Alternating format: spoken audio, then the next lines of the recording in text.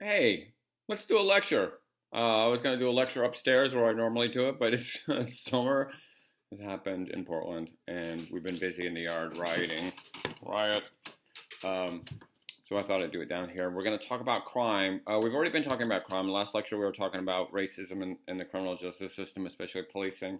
I'm going to give kind of an overview about how sociologists think about the social problem of crime, and this is another huge topic. I've taught 10-week classes on criminology, crime, and delinquency, and you don't even scratch the surface in 10 weeks. So I want to give you a little bit of a feel of how we tackle the issue of crime.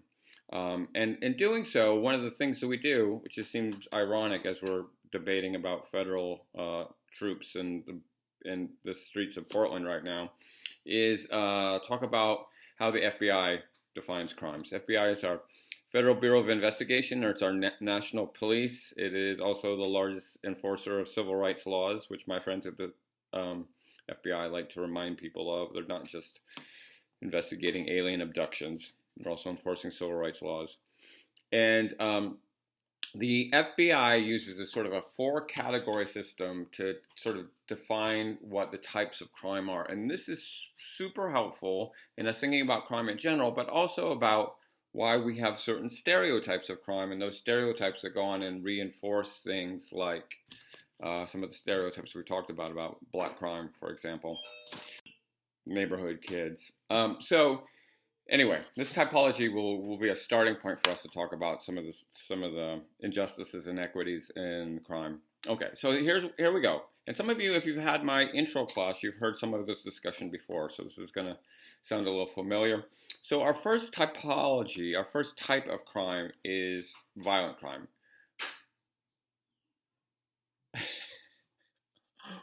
We have neighborhood kids that have just are occupying our porch. All right, this is the season of occupying spaces, so I'm for it. So violent crimes are our first type, and the idea of a violent crime is the victim of a crime is someone's body. That they are the victim of some physical act of violence. So this is rape, murder, assault, and varying levels of assault where a person is physically attacked. And when we think of crime, this is sort of the thing most people think about being murdered, being beat up, being pistol whipped. I don't know if you think about that very often. Some people think about it every night. And so that there is some physical thing that's assaulted the body, our violent crime. And this is, kind of when we think of crime, I think people just want to immediately think about the murder rate. And as we'll talk about, the murder rate for the last 30 years, since the early 90s, 25 years has been declining. Although now suddenly it's going up. It's going up. And maybe we could talk about why the murder rate is going up. The second type of crime are property crimes, and these are much more common than violent crimes. Property crimes are crimes not against people's bodies, but against their property. So stealing something, auto theft is a classic property crime. Breaking into someone's house, you're breaking the house, and you're breaking into it to steal stuff. So all types of theft, vandalism is a property crime. Arson is a property crime, where property is damaged. But you can already see that it's not a perfect typology, because you think about something like armed robbery. Is armed robbery a violent crime, or is armed robbery a property crime? Right? Because the goal of the crime of an armed robbery, like I pull out a gun and I say, give me your money or your life. I don't know if anybody ever says that. The goal of the crime is to steal the property. So armed robbery seems like it would be a property crime. And if I shoot you in the process, then it becomes an assault or a murder. And then it would become a violent crime. But because of the threat of violence, because the threat that there is going to be someone who gets hurt if they don't turn over the money is violence in itself, the violent crime category applies. The FBI has moved armed robbery from property crime to violent crime. The third type of crime is victimless crime, where the only person affected by the crime is the person who's actually committing the act. So the big three here are illegal drug use, gambling, and prostitution. That you're only hurting yourself. There are no victims, you're only hurting yourself. And of course, there is a a need for quotes around victimless crime because obviously there are victims associated. There's victims associated with the drug trade. I mean, just look at how many people are wiped out in Mexico because of the cartels, or Colombia in the good old days, or the United States of America because of drug trades. Think about how many people are affected by prostitution. I mean, there is a lot of slavery that happens in the United States through sex trafficking. There are real victims associated with the supposed victimless crime, and even gambling. Right, people who are have gambled all their money and have a serious gamble addiction will rob you to get 200 more bucks to gamble a little bit more and win it all back. So when we say victimless, you got to put the quotes on it because there are definitely victims associated with victimless crimes. But the argument is, and we'll get into this a little bit too, is maybe those behaviors should not be criminalized. Maybe they should be decriminalized or even legalized, and that way you would remove the victims associated with this. And we're experimenting with this now. We've legalized marijuana, recreational marijuana. And so you take it out of the underground, out of the black market, and you sell it at the corner store. There's a pot store right around the corner. I can go buy some weed, edibles, tea, maybe. I don't know. I don't know much about these things. So the idea is that you remove the victims from the victimless crimes. And we've done this with regards to prostitution, with regards to gambling. Gambling is legal on varying levels in Oregon. Certain states you can play blackjack, some states that you can't. You know, Las Vegas, you can get a prostitute for a legal escort service, I guess it's called. So that category is much contention. And for the first time in my experience, we're having a real conversation about moving those categories out of the criminal category. Maybe someone who's addicted to drugs would better be served in a hospital than a prison.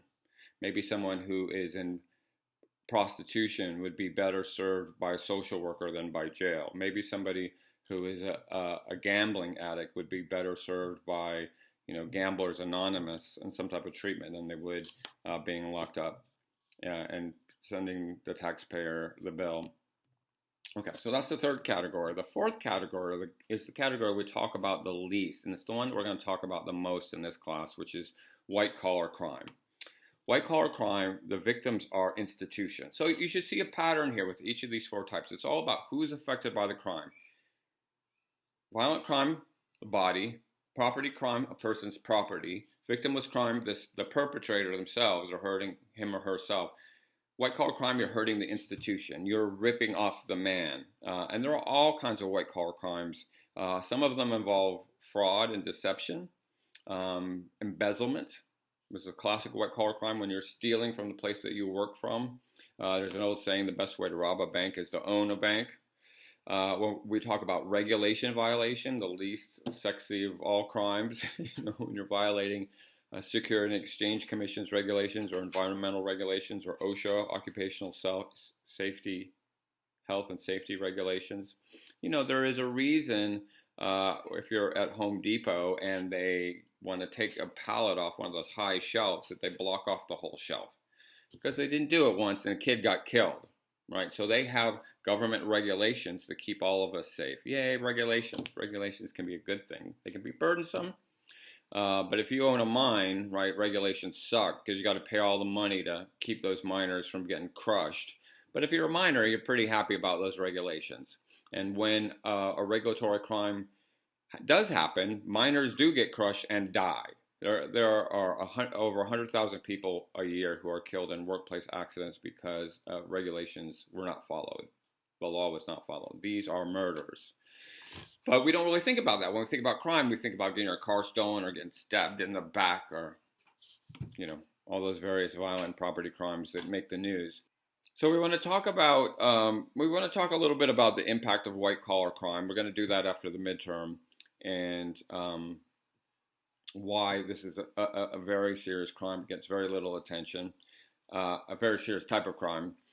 But we also want to talk about why people commit crimes. And that's what we're going to do in this video. We're going to talk about some of the theories of crime and why people commit crimes. Because we as we will discuss, we lock up Americans at a higher rate than any nation on earth, higher rate than China, than Russia, than South Africa during apartheid. I mean, we incarcerate roughly 1 in 100 Americans is behind bars, behind state, local and county jails or state or federal prisons.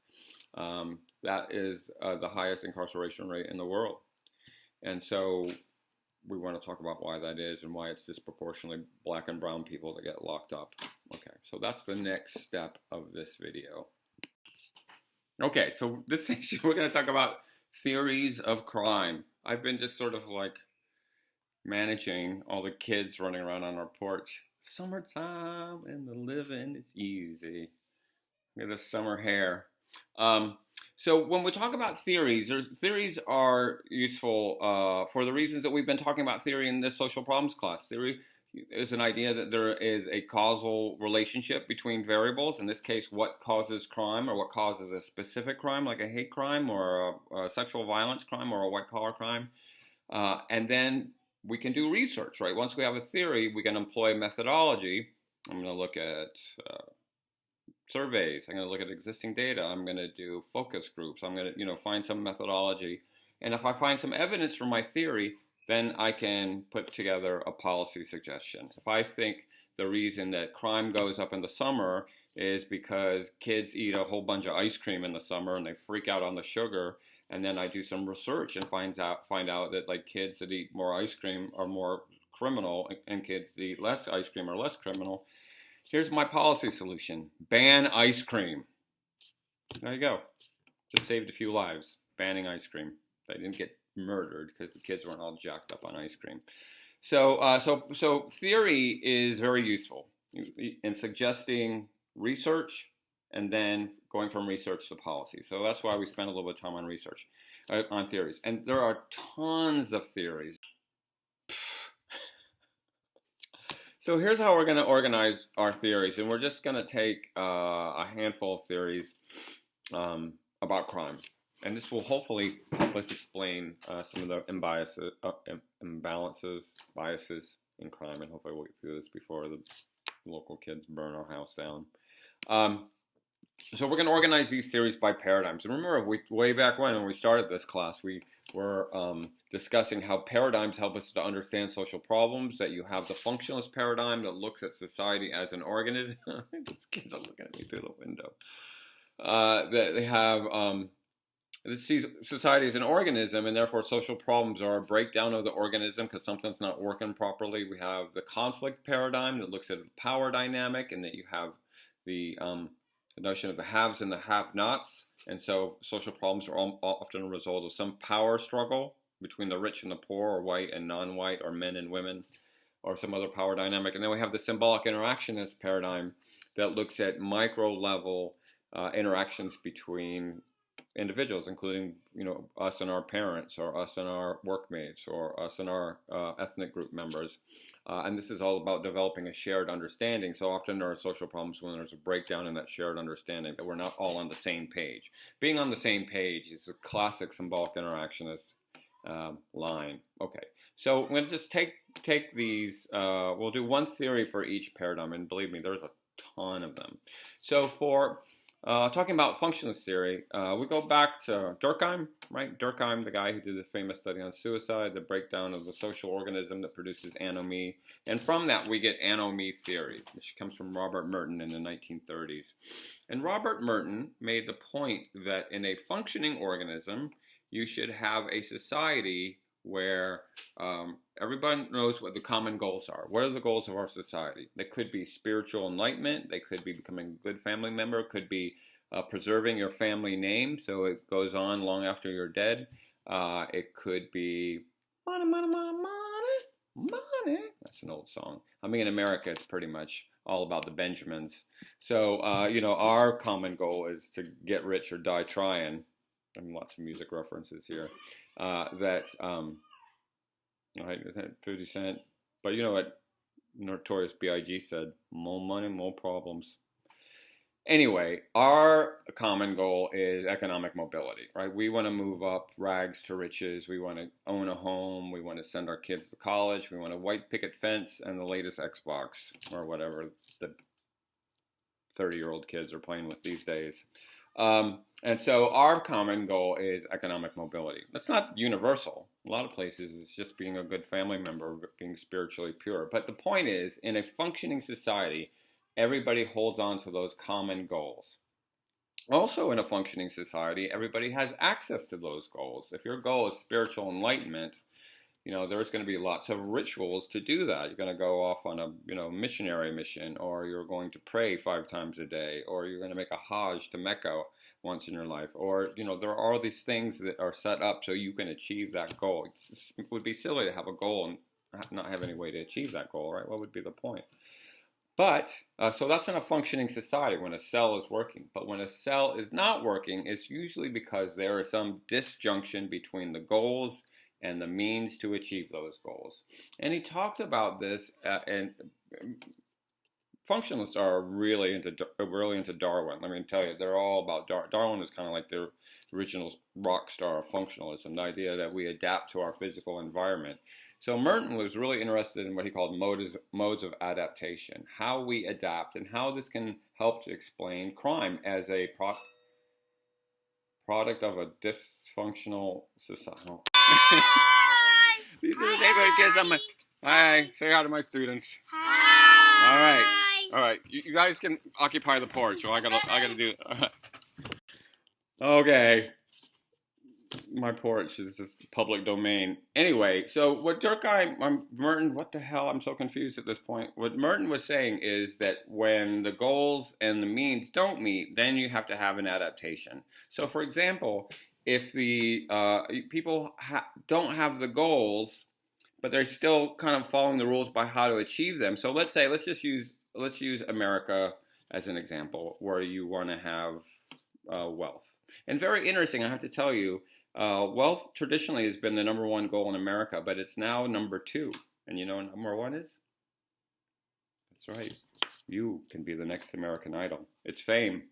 But let's say you want wealth, and so the normal way of achieving wealth would be you want it. This is the common goal, and you achieve it by studying good in school. You have access in school to something that will get you into college. You have a way to get a good job after high school. You can start putting some money away, and at 22, you graduate from high school and you can buy a college, and you're building equity, and that's the standard channel. So you've got the means, you've got the goal and the means, and so Merton called those conformists. They're following the rules. But you can also have a situation where you don't care about the goals. I don't care about wealth. I don't care about achieving wealth, but you still have the means to achieve them. So you go to college because you're supposed to go to college, and you buy a house. So he called those the ritualist, people that are kind of mindless conformists. But then it gets sort of interesting when you start thinking about the people who don't have the means. So in one category, you're going to have the people who don't have the means to achieve the American middle class dream, but they don't care about it anyway. And these are the dropouts. He called this mode of adaptation the retreatist. The retreatists just sort of drop out, and you're going to get a lot of drug addiction and alcoholism down here. But the category that was of the most interest to Merton were the people who wanted to have what society says you're supposed to have, upper middle class status, moving up the ladder, but don't have the means to achieve it, who can't get a good job, can't get into college, have all kinds of blockages that won't allow them that upward mobility you're supposed to have. And this is where you get the anomie, the sense of normlessness. This is where you get the strain. Sometimes this is called strain theory. And those people are frustrated. You're supposed to have a car. I can't get a car. You're supposed to have a house. I can't get a house. You're supposed to have a nice job where you can buy all the latest toys. I can't get that nice job. So what I'm going to do, if I'm in that category, is I'm going to innovate. This is the mode of adaptation in the category where people have the goals but not the means. He called those innovators.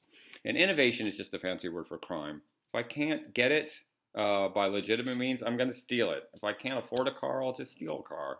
If I can't get into college, I'll just cheat my way into college. I will innovate because what matters is the end and not the means. Ends over means. You've ever heard that? It's not how you get it, but that you got it, that we value the ends over the means. And this is a great explanation for a couple of things. One is why poor people and minority people who have been blocked out because of all kinds of institutional blockages are pissed off and will turn to crime. Because you're supposed to You're supposed to have this status where you're going to move up the ladder and you don't have the opportunity to do it. So you're just going to hustle. You're just going to innovate. You're just going to cheat, beg, borrow, steal, whatever it takes to get up and to get the lifestyles of the rich and famous, as they used to say, to get the bling bling. It doesn't matter, that you got Gucci or Dolce Gabbana or Prada or whatever that stuff is. The looters are always stealing. Oh no, they broke into the Dolce Gabbana store. Wow, I'm so sad for Dolce and or Gabbana. Garbana, I don't know. But it also explains, not only does it explain sort of crime happening at the bottom in terms of, minorities and impoverished people, etc., but it also explains white-collar crime, because you can never have too much money, and there's only so much a legitimate way to make your first million, and then if you want to be a billionaire, just steal the rest, just embezzle, there's a motto in America, the official motto in America is e pluribus unum, out of many one, but the unofficial motto in America is you can never be too rich or too thin. You ever heard that? You never be too rich or too thin, which encourages white-collar crime and eating disorders. That would also explain some of the crime at the top, that in America we value the ends over the means. And there's research that backs this up, and therefore the policy suggestion here is that either you move more people into places where they have the means to achieve the goal, get them low interest housing loans, or open up community colleges so they can get a college education and move that middle class ladder up a rung. Or you change the goals. Maybe it's not all about the Benjamins. Maybe we should have a new set of goals about being better neighbors and being more spiritual and being more kind. And it's not about all the stupid things that we spend our money on, spend our credit card debt on. So anyway, that's a little bit of anomy theory, our functionalist theory. Conflict theories are going to look at the power dynamic.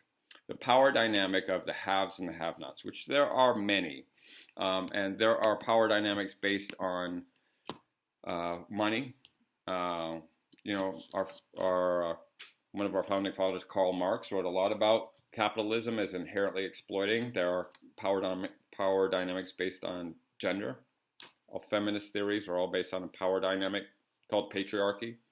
There are all types of power dynamics. And so we're going to talk about a theory called radical conflict theory by Richard Quinney.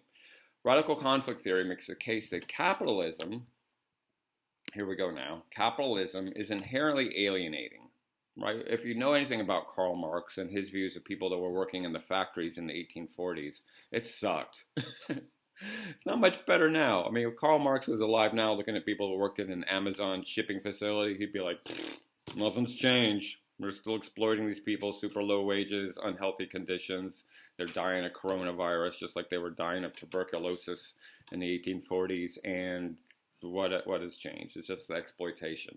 And that we have a system that makes people work harder and harder for less and less. And we know this. We know that wages, in terms of what you can buy with the money that you make, has been declining since the early 1970s. How far a dollar will go when you control for inflation. We buy less. People used to be able to get out of college and buy a house the day after they got out of college. Nobody does that anymore. You can't afford a house out of college. What are you talking about? I didn't. So that we're working harder for less and less, and we're also spending more and more on credit, right? We become slaves to banks. I mean, this is the thing that always bothers me is that, if you took out a loan for your college education, you will end up paying the bank more for your education than you will the school that you went to, because you're paying the interest on the loan. So the banks they make a lot of money, and we just, how many people during this pandemic are just living on their credit cards or have maxed out their credit cards and going to spend the rest of their life making minimum payments? Don't mean to depress you, but it's certainly a reality. So what radical conflict theory looks at is the alienating nature of capitalism, of the economic system that we have in this country, and how people are just, have this boot on their neck, not to borrow the image from George Floyd, but people really have this sort of pressure. And how do you respond to that? Well, what Marx said, people are alienated. You're just a cog in the machine. You work your ass off. You work extra shifts. You're never getting forward. You're always getting behind. And it sucks. And so alienation is going to manifest. Alienation is going to manifest internally, like I'm just going to go get drunk, or I'm going to go do some drugs, or I'm going to, do something to hurt myself. Or it manifests externally, where I'm just lashing out at other people. So I'm going to be more violent because I'm feeling alienated because of capitalism and I can't get ahead. And by the way, you throw race into this, it's one thing to be a poor white person, but be a poor black person, there's a whole nother alienating level going on. And to be a poor black female, like there's 3 levels of alienation there. That I'm going to lash out at other people. I'm going to be hyper materialistic, right? Because having a nice purse is a symbol of wealth in America. So I got to go mug somebody or break into a store so my woman can have that nice purse that she wants. Or I'm going to rob a bank to have the money that you're supposed to have to survive. That I'm going to be acting out on this alienation. That a crime is a manifestation of alienation. Now, critics would say, well, what about white-collar crime? What about, bank people who own banks? What about millionaires? What about the Jeffrey Epsteins of the world who have all this money? You can't say, well, we're not talking about them. We're just talking about poor, minority, powerless people lashing out who are alienated. From this theory, those people commit crimes to maintain their power. That the power companies and the oil companies and the banking companies, all the white-collar crimes that they engage in is to reinforce the capitalist status quo, to make sure they maintain power. And so all works to kind of keep the system as is. So there's also some research here that people who are more alienated are more likely to engage in violent crime. Pretty straightforward. So what's the policy solution? Well, you want to make people less alienated. You want to give them economic empowerment. You want to have them feel like they have a career instead of a job. You want them to share in the profits of the companies that they work for. You want them to be invested. And ideally, what Quinney probably would have suggested is you just get rid of capitalism. Capitalism is the root of all evil. All people are affected negatively by capitalism except for the very rich. And if we get rid of it, we get rid of all this alienation and we get rid of crime. Okay. The third theory is in our third paradigm, which is the symbolic interactionist paradigm. So remember, the functionalist paradigm is very macro. Society is an organism. The conflict paradigm is very macro. Society is a power dynamic. But the symbolic interactionist paradigm is micro. It's about how individuals interact with each other and the shared understandings that they develop. So here there's a ton of really important theories. Everything ranging from Sigmund Freud to labeling theory. We're going to talk about a theory called Differential Association. Differential Association from this guy, Ronald Akers. Differential Association starts with that tabula rasa notion that we're born blank slates, that we aren't born criminal or non-criminal. We're just born and we learn things, and some of the things that we learn are criminal. So differential association is all about when your mom said, I don't want you hanging out with those people. I don't want you hanging out with that rough crowd. I don't want you hanging out with those hooligans, hoodlums. What was mom worried about? She was worried that you would turn out like them, that they would be a bad influence on you. If you're hanging out with a bunch of potheads, you're going to be a pothead. If you're hanging out with a bunch of car thieves, you're going to become a car thief. If you're hanging out with a bunch of gangbangers, you're going to become a gangbanger. And that is, you're going to develop a shared understanding based on interacting with them. So this is about how we define things. And the notion that we have here is what we call deviant tutors, that people teach you how to be bad. I don't know how to sell meth. I don't know how to make meth. But someone is out there who will teach me how to do it. Here's how you make it, Walter White. Here's how you sell it. Don't sell it on that corner. That's controlled by that guy. Sell it on that corner. And here's how much you ask for it. There is a technique. As a kid in rural, sometimes I can't believe I say this stuff. It goes on YouTube. There was a guy in our neighborhood who taught us how to hotwire cars. If you needed to get from point A to point B, mom wouldn't give you a ride, and that car is unlocked. Here's how, and these are 70s cars. I don't think you can do it anymore. Here's the wires you put together to start the car up. And he taught us how to do that. And so deviant tutors teach people how to be crime. So your influence, who you are influenced by is going to influence your criminality. So if I'm living in a lower income environment where everybody's in a gang, I'm probably going to be in a gang, right? Those are my deviant tutors. If I live in an environment where there's a lot of violence, domestic violence, and all the men are beating the women, and I'm a male, I'm probably going to learn to do that. I'm probably going to learn how to rationalize it, how to justify it, how to actually do it and get away with it. If I'm living in an environment where everybody's cooking meth, I'm going to learn how to do that. And so it happens on a very micro level that to people on the outside, oh my God, these people are so criminal. But to them, it's completely normal. Do the right thing. Like in a certain environment, that is the right thing. If I'm poor and living in an environment where there's not a lot of money coming in, finding a way to rip off food stamps, if that's the normal thing to do, I'm going to learn to do it. I might learn it from my mom or my dad. So and we also have research that backs up this sort of deviant tutor theory, differential association. So the policy solution there is to interrupt those deviant tutors and replace them with non-deviant tutors. So one of the best things, this is one of the things that's very encouraging, the best research on how to reduce juvenile delinquency is so clear that the best solution, based on years and years of research, is mentoring. Have positive peer mentoring. So you might have heard of the Big Brothers Big Sisters program. I did it for several years. It's really wonderful. Sometimes kids don't have a positive influence in their life. You put a positive influence in their life to interrupt the negative influences, and they will go in a positive path. The kid I had, was born to a mother who was an alcoholic. He probably had some fetal alcohol issues, was very impulsive, and was surrounded by kids in the East Portland and what we call felony flats who just wanted him to be delinquent. I became his big brother in the program, and we would spend time together. And when he was wrestling with I'm not getting food, I was thinking about stealing food. I'm like, all right, well, here's what we can do. Here's another way of doing it. Here's why you don't want to do that. And to sort of change their way of thinking about things. So anytime that we can interrupt deviant tutors with non-deviant tutors, we can reduce the criminality, which isn't an easy thing. It requires a lot of people. So I would encourage you, if you're ever interested in mentoring, peer mentoring, especially programs like Big Brothers Big Sisters, please do it. There's so many kids that need it, and it will take them off the path of chronic criminality, and they can turn out wonderful just like you. All right, so those are just some of the theories about crime, some of the ways that we think about crime. And there's going to be a discussion question coming up in 2 seconds, but I'm going to go out on the porch and hang out with the kids. Summertime and the living is easy. All right, back to work.